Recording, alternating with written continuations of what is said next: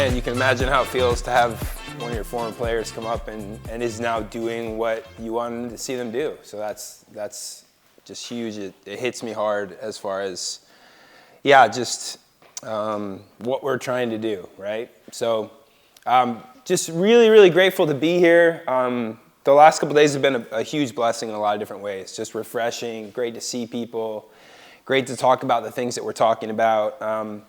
I've loved it, and I've learned a lot. Like, there's just a lot that's been review, but God brings those things back around, and there's just so much to keep learning from that. And so I've just been blessed by different things that I've heard. I'm blessed that you're still here, too. Usually if you're like the presenter at a conference on the last day and the last session, it's like no one's here anymore. So that's awesome. You guys are all still here. I'm excited to share with you. And one of the reasons I'm most excited to share is I really feel like, God's given me something to share. Like, I don't know if you ever feel, when you feel like God has given you a specific word, it's like your excitement builds. I'm never very excited to talk in front of people until God gives me something to say, and then I'm like, oh, now I'm excited. Right? Now I like to talk to people because God's given me something to say. And just a couple things that I picked up just in the last couple of days that have been a refresher and a challenge to me. Spencer, who was sitting on a panel with me Friday night, was talking about abiding and just how important it is to abide. And I just think, like, I don't know, me as a coach, and I think a lot of coaches, we are not very wired to abide. Like, we're such strivers. I'm like always, I'm a grinder, I'm a striver, but like I also need to be an abider. And that was a great reminder to me as Spencer shared that. And then yesterday we were out on the field, and Chase, who I thought was one of the most energetic, like I loved watching his session, how he worked with his players. And he came over and he just kind of gave a little nugget after, and he was talking about just kind of some spiritual things. And he was just like, before you go into just planning something, like take a moment to be still and to listen to like what God might have to share before you race into your plans. And I was just like, oh, I don't do that enough. Like, I'm just like making a plan, and not asking God, like, what do you want to do? And so, praise the Lord for those words the last couple of days, because this morning I got up and my first thought in some ways was like, go back over what I'm going to talk about today, right? And God was like, how about you stop and listen to me for a minute and abide? Because maybe I have something else, And I loved, Chris, you said it happened to you today, this morning too. You woke up and God was like, yeah, how about this? And God didn't change entirely what I had to say, but he really added something that I think is going to be helpful and a piece I'm excited about. And I'll start there. And hopefully it'll help us bridge kind of where we've been throughout the weekend and some of that thread that Gran talked about that we want to pull all the way through the weekend as we talk about our philosophy. And it's just a quick little story in Matthew chapter 21, and it's kind of a peculiar story, and I'm not going to be able to completely unpack it. There's going to be some mystery in it still, but this is what I felt like the Lord had for us this morning out of it. It says, early in the morning, as he was on his way back to the city, he was hungry. He being Jesus. Jesus was hungry. It's awesome. Seeing a fig tree by the road, he went up to it, but found nothing on it except leaves. Then he said to it, may you never bear fruit again. Immediately the tree withered. Wow. It's kind of a crazy story, right? Jesus is hungry. He sees this tree. It looks the part, right? It's got good leaves. Like under those leaves, surely there's good figs. And he gets up to the tree and he can't find anything. And there's nothing there. And it's an interesting story. And then he's very harsh with the tree, right? And there's some judgment there. And I was just thinking, a little bit about that this morning. I was thinking about how easy it is to try to make everything look okay, to look right? And we can get very caught up maybe in this conversation about like all the things that we need to do to be a coach on mission, how that would look in our program. And then like, man, heaven forbid, peel back the leaves and there's no fruit there, right? Like that ought to be one of our biggest fears, right? Is that we get caught up in that and we've got a lot of leaves and we've got no fruit. And so I just want to put that image out there and maybe connect back to it a few different times throughout what I share. Because what I'm going to share now, I think we've done a lot of really good, hard work behind the scenes, like in the roots, right? The roots are really important. If you think of kind of the bullseye that we had for transformation, and then you think of kind of those outer layers, you think about what Steve Shack put about the iceberg and everything that's below, right? Our beliefs, right? What we believe to be true will eventually be lived out in what we do. And so all of that hard work about our identity, about our motivation, it all has to happen first. But what I get to share a little bit on today is kind of like, after we've done that hard work, like, what does it then begin to look like? What are some of the things that we ought to do, right? Because it's both. We have to abide, but we also have to do. Like, there are things that we need to do. We can't just kind of have a philosophy of being a coach on mission, but there's nothing going on. There's nothing that would point to that. So kind of connecting those values into our day-to-day and some of the practical things that we do is kind of where we're headed. But I want to talk just maybe briefly about my own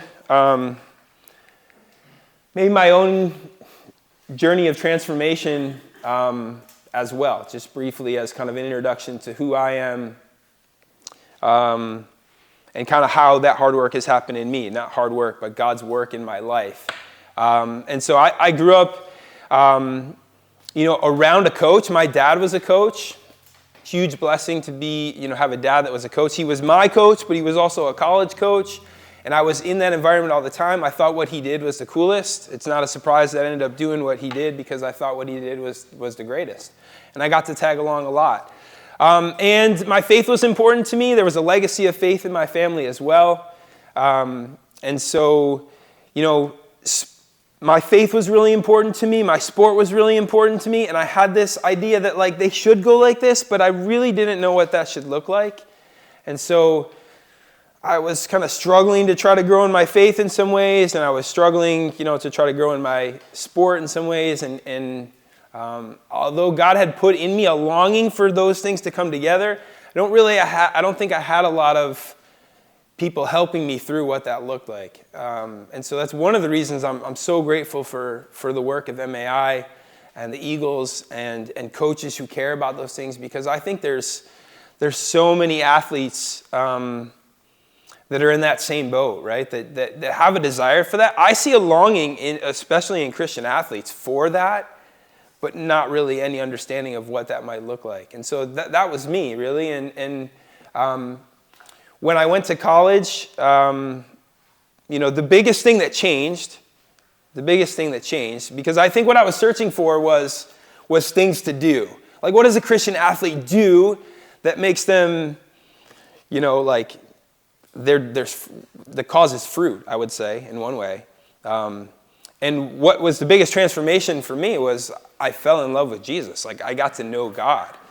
And that changed, that made this happen, right, between faith and sport, right? So as I began to know God, I began to love God, as I began to spend time with God, as my identity changed from pursuing sport as an idol, as something that like was going to bring me glory, and I started to realize that God deserved glory, and I started to love Him and pursue Him, then things changed about how I pursued sport. And suddenly I had an opportunity to finally see that happen. And it wasn't like, it was God's work inside of me, right, through His Spirit. It wasn't just a list of things that I began to do. So I just share a little bit about that. And then, coming here and I spent 7 years here at MAI with the Eagles. I had a lot of different roles. And I began to go through lots of different versions of the things that we've been doing this weekend and continue to think about that. That was really transformative. And God continued, like, it was a process, right? It wasn't like immediately it changed, my identity changed, my motivation changed. There's always a lot of steps backwards and forwards. And we realized, like, oh no, I'm still struggling with that. Like, I thought, like, I kind of worked through some of those things, and then you'll have a setback, and God will reveal your heart in that again, right? Brand new. And so, Yeah, one funny story, a moment like that. As I was a player on the pro team here, I think once a year we would play a game that was kind of to benefit cancer. We had pink jerseys. We got brand new like pink jerseys, like just for the single game. That was hard for me, wearing that pink jersey. I don't know. That probably speaks to my identity issues, but that was hard wearing that full pink outfit for that game. But we played that game, and then we would auction off those jerseys after and raise money and donate that to an organization that was helping people with cancer. And I remember the next game after all that had happened, it was after the game, and what was typical after the game is kids from camp or kids in the community would kind of be able to come down onto the field, and they would spend time with us. And this one kid, his name was Austin. Austin was at all of our games. He went to all of our camps. He had CF. He had a raspy, like smoker's voice, talked like this, even though he was like 7 years old. And he came running out to me, and he had my pink jersey on, and it was like down past his knees. And he was so excited to show me that he got my jersey. And he came running up to me, and he said, Aaron, look, I got your jersey. My mom was so smart, she bid on one no one else would bid on. And he didn't have a clue that might be offensive in some way. It was so innocent, it was so pure, and I was like, that's awesome. She is really smart. I'm sure nobody else was bidding on that one. That didn't wreck me, thankfully. Like, God had been doing a lot of work in my life. But, like, it was a reminder, like, you're not a big deal. Like, maybe you finally achieved some things and, like, you're playing. But, like, that's not what this is about. And it was just, that's a funny story, but it's a reminder. It's something I come back to remind me of the way God had been transforming me. Because of how I was able to react to that, like, I don't know how I would have reacted to that, a bunch of years back when my identity was in stuff like that. And I would have, I probably would have, it's amazing, but a 6-year-old could have really offended me in that way before when I was living for that sort of affirmation. So that's a little bit about me. After I had an opportunity to go back to Messiah to coach, it was really hard to leave MAI. I loved MAI. I loved the mission of MAI. Short of getting back to go to my alma mater to coach, I don't know. I don't know if anything else could have taken me away. So that was a cool opportunity. Is it okay if I sit? You guys all right if I sit? I like to sit sometimes to see. So I got that opportunity. When I went back as a coach, it was only going to be like a small fraction of my job. It was going to be about 25% as an assistant coach. And I was really saying, like, hey, sports ministry is something I'm passionate about. Like, I'd like to pursue that here at Messiah with all of our athletes in some way.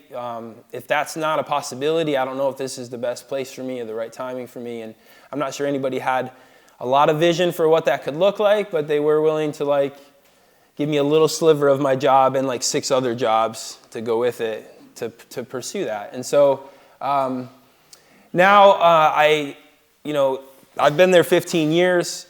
I continue to be a part of the coaching staff. I love that. I don't want to not do that. But I also have this other part of my job where I get to help all of our athletes think about what I talked about. Where does our faith and sport overlap and collide?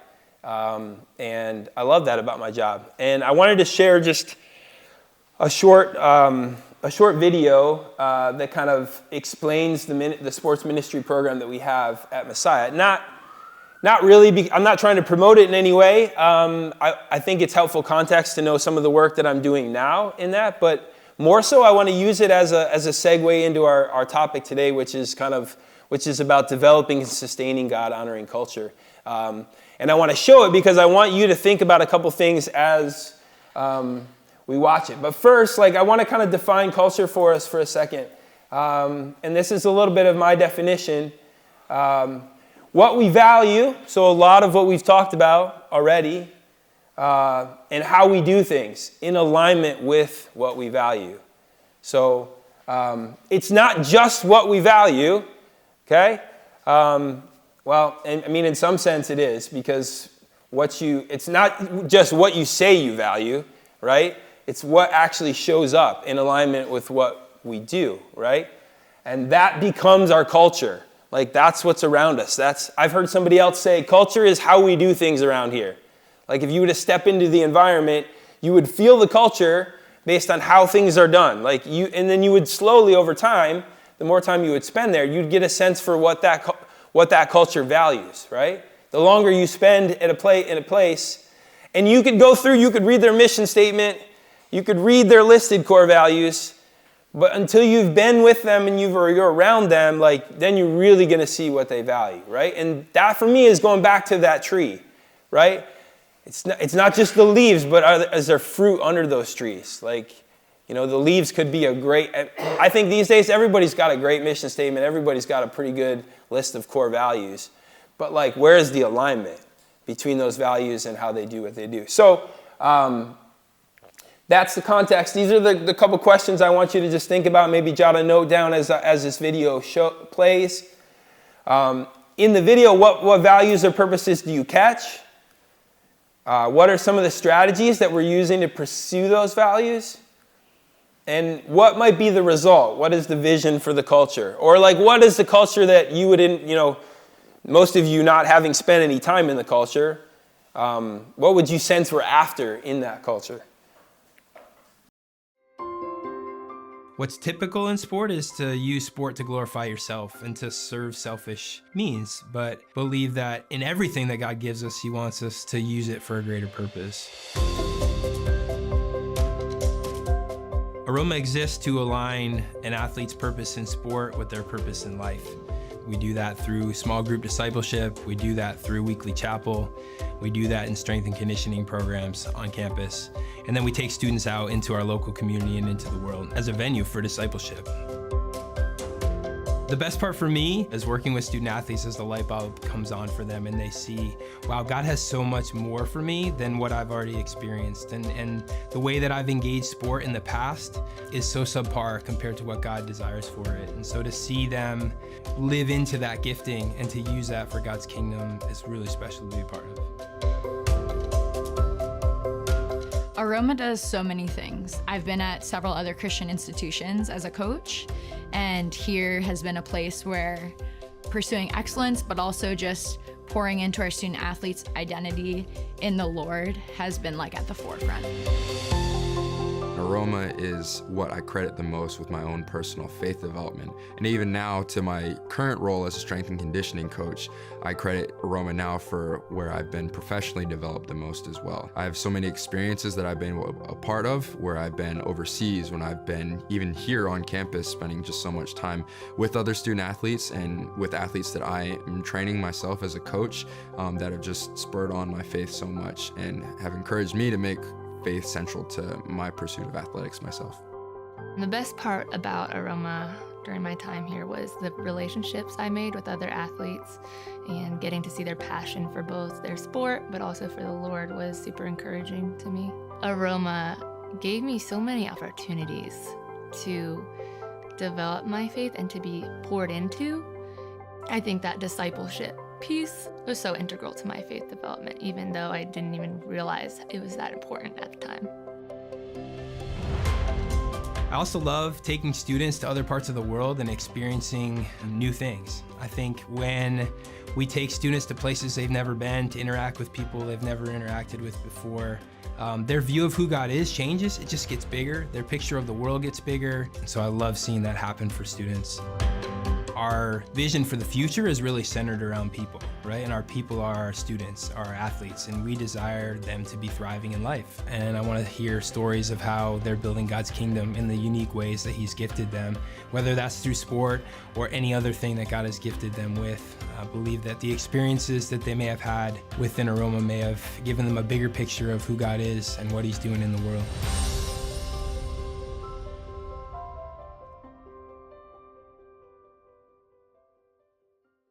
So it is certainly an imperfect culture, right? Like all of our cultures. But I hope from that, I wonder if could you get a vision of, could you get a vision maybe of what we're after, like what we're shooting for? And I hope in those areas you could think about it was clear kind of what we're aiming for. There's actually some evidence. There's some strategies baked into there too of how we're trying to go about doing it, and then ultimately, like, what's the end result of that? What's the culture then that our athletes are walking in the place that we are? And I want to go, just backwards for a second. The title of this, talking about a God-honoring culture. For me, the picture is the kingdom, right? I believe that a coach on mission cares about the kingdom of God and wants the culture of their team to be a kingdom environment, right? Where someone would come in and be a part of your team, your culture, and they would experience the kingdom, right?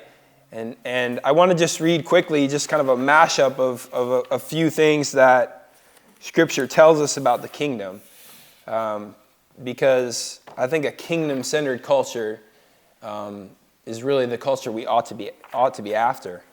And this is one of the places I see that. Seek first his kingdom and his righteousness, and all these things will be given to you as well. Right? It's both a command, seek first his kingdom, but it's an invitation, right? All these things will be given to you as well. God inviting us to seek first his kingdom. The kingdom of heaven is like treasure hidden in a field. When a man found it, he hid it again, and then in his joy he went and sold all he had and bought that field. Again, the kingdom of heaven is like a merchant looking for fine pearls. When he had found one of great value, he went away and he sold everything he had and he bought it. Right? The kingdom is valuable, right? It's so valuable. It's like, if there's anything we ought to be after, it's the kingdom, right? That's the picture that we get from those couple things in Jesus. The kingdom of heaven is like a mustard seed, which a man took and planted in his field. Though it is the smallest of seeds, yet when it grows, it is the largest of garden plants, and it becomes a tree so that the birds come and perch in its branches. He told them still another parable. The kingdom of heaven is like yeast that a woman took and mixed into about 60 pounds of flour until it worked all through the dough. Right? So the kingdom grows and it spreads, right? That's the kingdom that we're a part of. And as coaches on mission, that's the kingdom that we're helping to build. And God is inviting us into that with him. But like, what are the people inside this kingdom like? Blessed are the poor in spirit, for theirs is the kingdom of heaven. Blessed are those who are persecuted because of righteousness, for theirs is the kingdom of heaven. At that time the disciples came to Jesus and asked, who then is the greatest in the kingdom of heaven? He called a little child to him, and he placed the child among them. And he said, truly I tell you, unless you change and become like little children, you will never enter the kingdom of heaven. Therefore, whoever takes the lowly position of this child is the greatest in the kingdom of heaven. In the kingdom, those who exalt themselves will be humbled, and those who humble themselves will be exalted. Right? So it's a different kind of kingdom. Different values in this kingdom. And lastly, the kingdom of the world has become the kingdom of our Lord and of his Messiah, and he will reign forever and ever. We give thanks to you, Lord God Almighty, the one who is and who was, because you have taken your great power and have begun to reign. Right?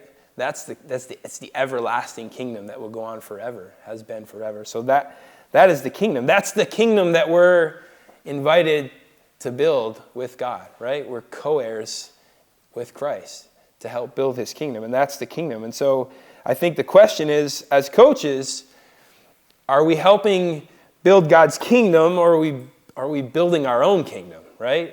And I think coaches by nature, like we are kingdom builders. I think that's part of the DNA that coaches have, that God has placed in us, right? And like most things that God has placed in us, there's a shadow side, there's a dark side to it that we have to be very aware of.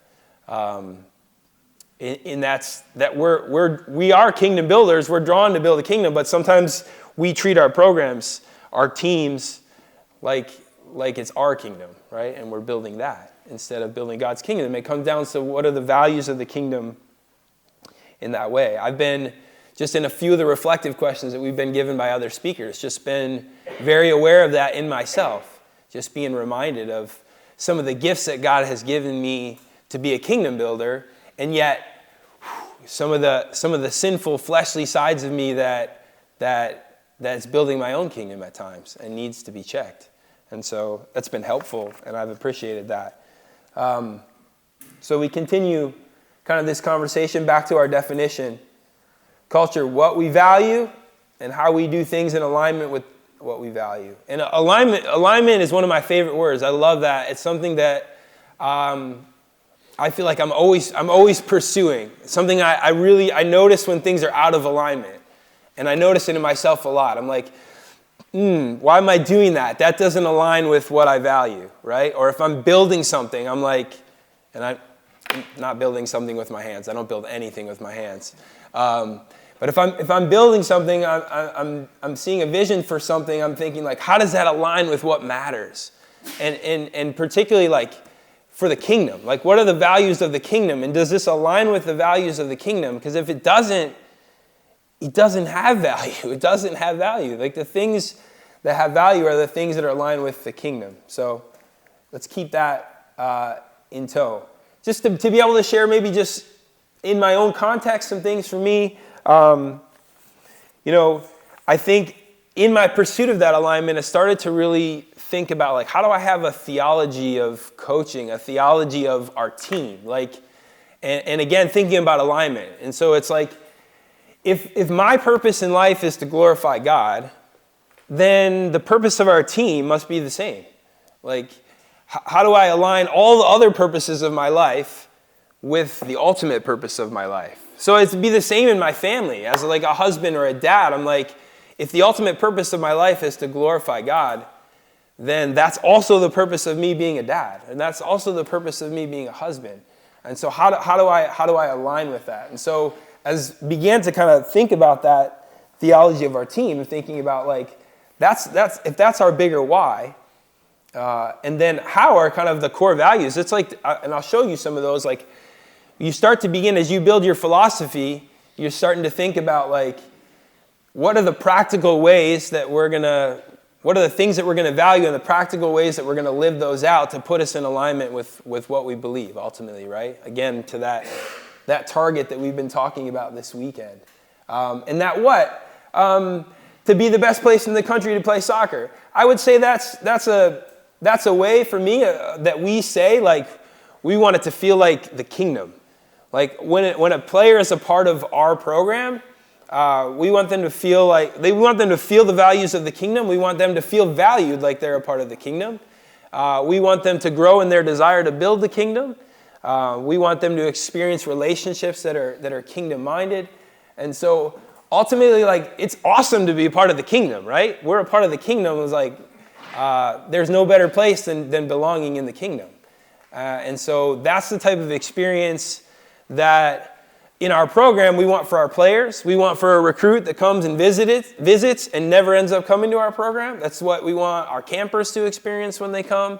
It's what we want the parents we want them all to be rubbing up against this kingdom that ultimately is ruled by the king, right? Rubbing up against God. And so let me flesh that out just maybe a little bit more. So here are kind of the core values that we have. It's in one sense, it's pretty stable. And in another sense, we're always re-looking at it and saying, how can we refine this? How can this grow? And so as you are considering kind of, you may already have this. If you don't have this, you can be considering it. I would say too, I know we have a lot of different contexts in here, and I want to be very aware of that. From some of you who may coach one youth team, to a high school team, to college coaches, to coaches who've been in the professional level. And although I'm showing it in one context, I think it applies to every context we might have in the room. You may be coaching a U10, in a secular club, and I still think you can have core values, things that matter to you, a purpose that you have. And so, these are really, I love what Chris said too. I love that all truth is God's truth. One of my favorite things is going to the coaches convention and going in a really secular session and hearing somebody talk about a truth that I know is like God's truth. And I'm just like, oh, they're all over it, but they just don't quite know what they're talking about in one sense or where that comes from.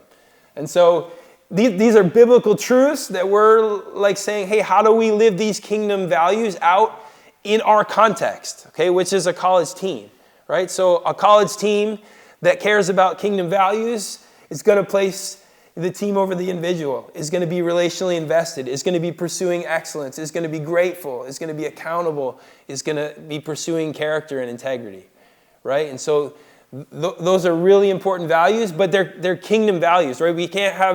I don't think we can have a God-honoring kingdom culture if the values of our program are just values of the world, right? They're totally different values. And so finding that alignment in what we care about is really, really important.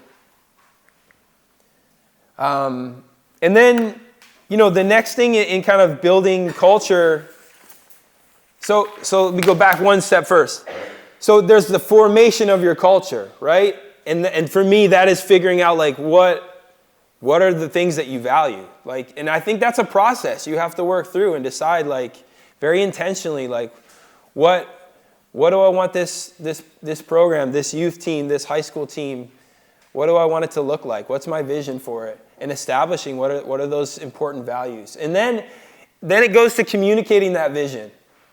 And the note there, repetitive communication of your values creates culture. Okay? It's a part of it. It's an ingredient. It's not the only thing. But without it, I don't think you achieve it, right? You have to be repetitively communicating those values all the time. We need to tell our players what we're after, right? It's not a surprise. It's not a sneak attack. Like, we tell them, like, this is what we're up to. With Aroma as well, with their athletes, I'm always on the front end saying, like, hey, we're going to be going on this international trip, and I just want to tell you ahead of time what we're after. Like, so it's not a surprise to you, and so I can continue to call back to it. Let your players know, this is the vision I have for you. And you can continue to come back to that. What we talk about, right, is that first step in our players knowing what we value. And then we have to think about, like, how are we going to do that then? We have to do it in a lot of different ways, and we have to do it all the time, right? And so for our team, one of the ways we start every season is we really work through, like, a biblical study on each of those core values. Like, we sit down, we're looking at scripture together, we're in small groups, we're discussing them one by one session per, probably an hour to hour and 15 minutes with each one of those values.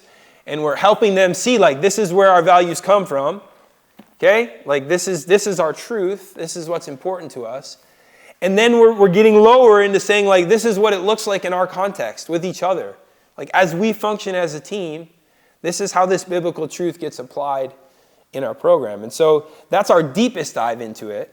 But then we're looking for a million other ways all throughout the season, all throughout the year to reinforce those values. And so that's everything from locker room posters that have messages on them related to that. It's bringing in alumni to speak about those specific topics. It's end of the year banquets where it's really clear at our end of the year banquet, this is what matters to us. I think if you came to our banquet, you would understand, like, oh, I can tell by the banquet what the culture is here and what they value, because this is what they celebrate at the end of the season banquet. It's pre-game, post-game, pre-practice, post-practice, on the road, in the bus. It's a notebook that we give the guys that have lots of other resources around those things that we're saying are valuable. So we're constantly communicating that vision. How can you, and it doesn't have to be, I mean, we don't have a lot of them. You could have even less of them. Maybe you don't have way less touch points with your athletes. I think that's one of the reasons I love college coaching is how many touch points we get. And I don't want to communicate this in a way that makes you check out and go like, that would never happen in my context. I could never do half of those things that you just mentioned. But like in your context, could you have two core values and you're finding ways every time that you do have touch points with your kids to reinforce those things that are most important to you? And I appreciate what Chris said about when he's in some contexts where he doesn't have the same freedom to describe that these are biblical values.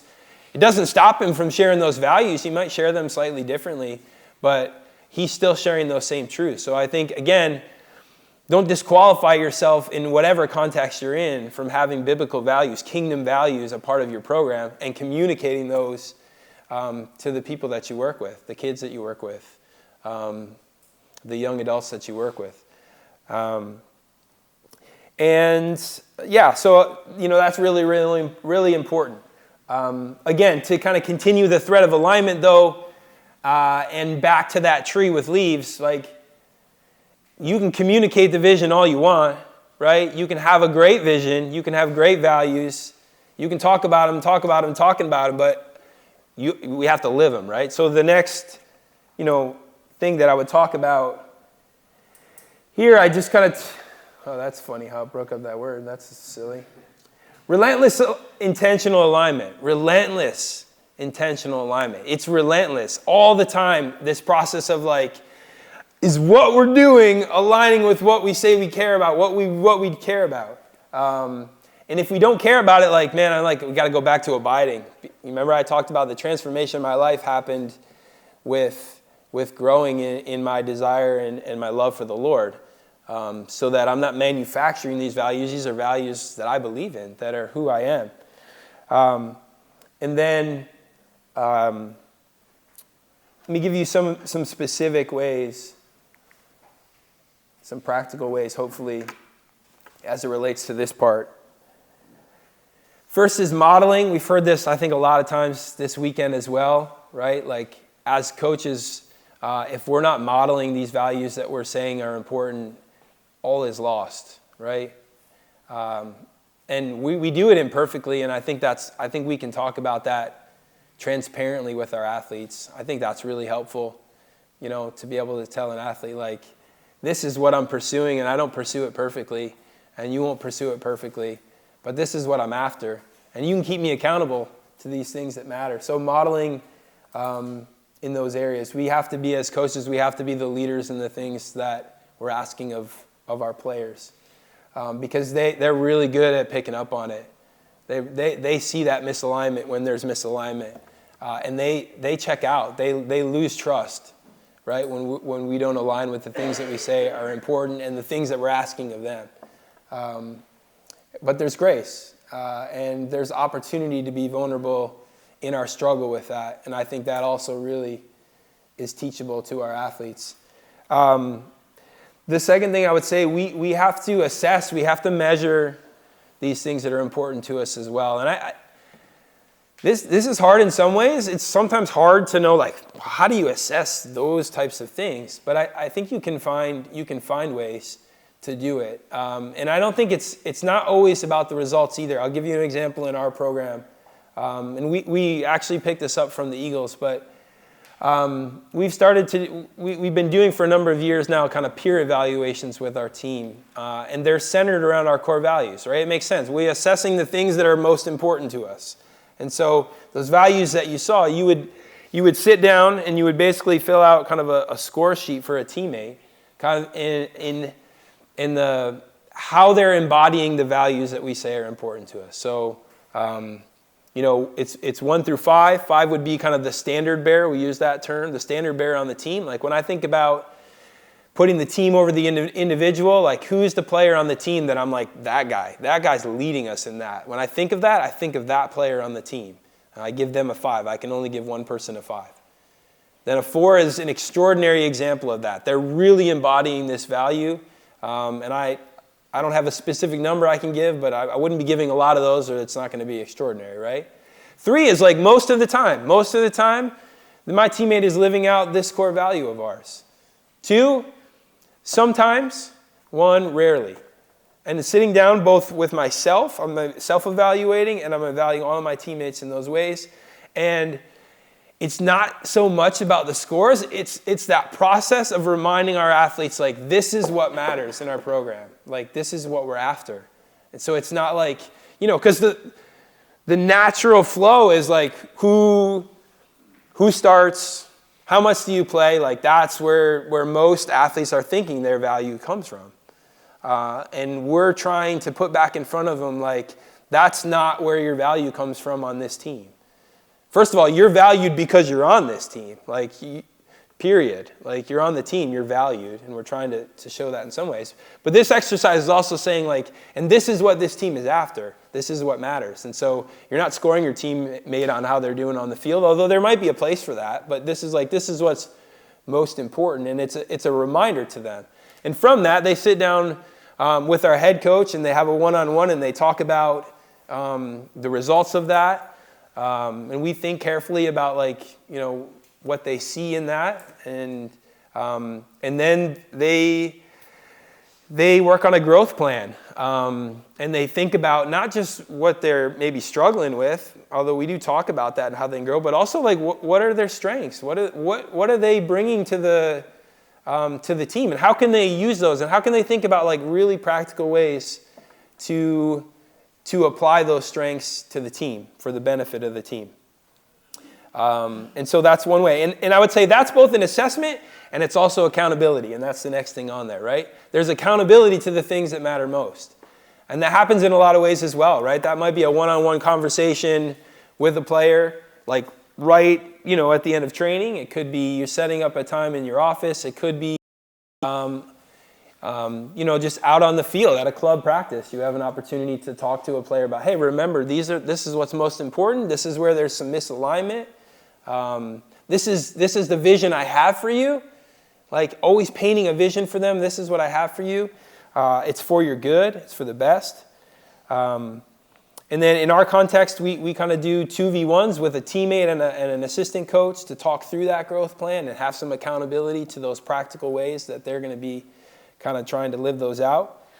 The last thing on there, daily alignment. It's looking at every detail related to your culture. And remember, culture is like how we do what we do, right? And so, looking at lots of different things and saying, does this align with what's most important to us? And how do we change something if we need to change something because it's like really out of whack with what we value. I think it's always important in that to be continually communicating why to your athletes as well. And when I think of that bigger why, for us, we kind of go back to talking about, believing you were created for the purpose of glorifying God. And in that, it's going to be your greatest thriving. And it's going to be our team's greatest thriving as we kind of align with God's kingdom purposes in the world. It doesn't mean things are going to be easy. It doesn't mean we're going to win. But when we align with the way that God has created us, we can experience that fullness of life that He's charging.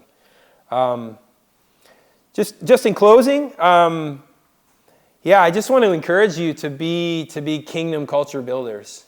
I think everybody in every context is building culture, like whether you know it or not, but it's also a buzzword, right? Like we're all being asked to consider, like, what's our culture? How are you creating culture? But like, what ought to be different is what we value, right? We want to build a kingdom culture.